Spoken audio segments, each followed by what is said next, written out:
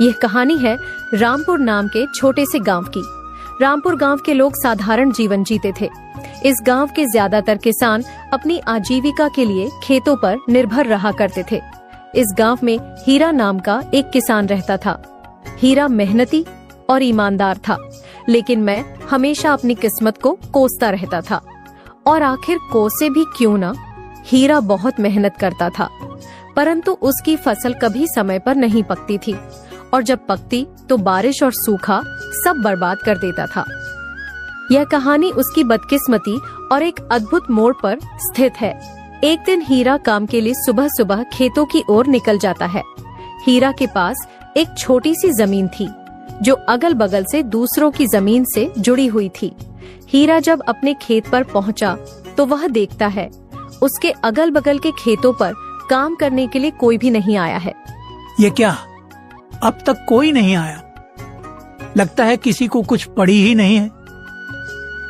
चलो, अब इनके लिए तो मैं कुछ नहीं कर सकता, पर कम से कम अपने खेत का काम तो कर सकता हूँ।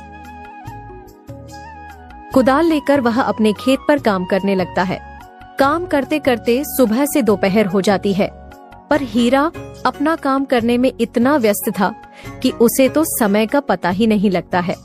तभी थोड़ी देर में उसकी पत्नी पन्ना उसके लिए खाना लेकर आती है। अजी सुनते हो, आओ आकर खाना खा लो। पन्ना की आवाज सुनकर हीरा को समझ आता है कि दोपहर हो गई है। अरे ये क्या, दोपहर हो गई?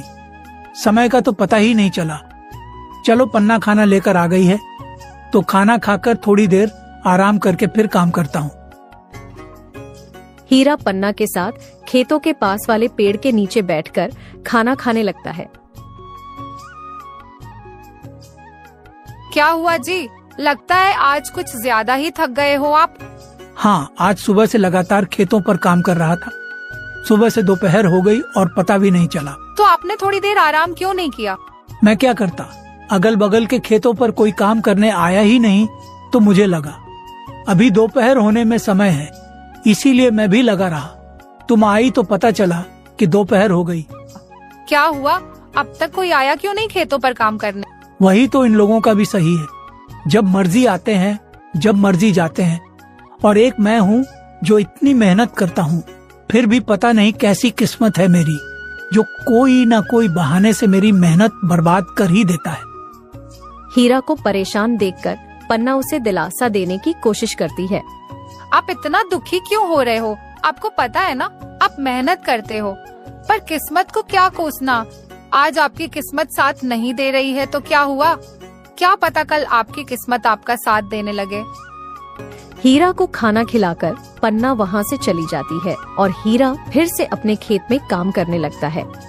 हीरा अपने खेत में काम कर ही रहा होता है, तभी वहाँ पर बगल वाले खेत का मालिक बिल्लू आता है और हीरा को काम करता देख बिल्लू उसे आवाज लगाता है। और भाई, क्या हाल है? लगता है आज कुछ जल्दी ही आ गए थे खेत पर काम करने। जल्दी जल्दी कैसे बिल्लू भाई, दोपहर हो चुकी है। तुम आज कुछ ज्यादा ही देर से आए हो। हाँ भाई, आज थोड़ा देर से उठा था तो सोचा दोपहर का खाना खाकर ही जाता हूँ खेत पर हीरा भाई, तुम्हारे चेहरे का हाल तो कुछ और ही बता रहा है।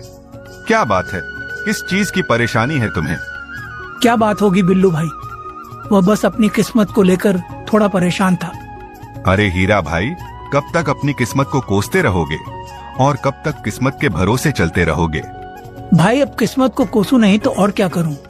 तुम तो जानते ही हो ना, पिछले साल बाढ़ आई और उससे पिछले साल सूखा पड़ गया था, और जब इस साल कोई प्रकोप नहीं है तो मंडी में अनाज के दाम गिर रहे हैं। मुझे एक बात बताओ, हम दोनों के खेत एक दूसरे से अगल बगल में हैं।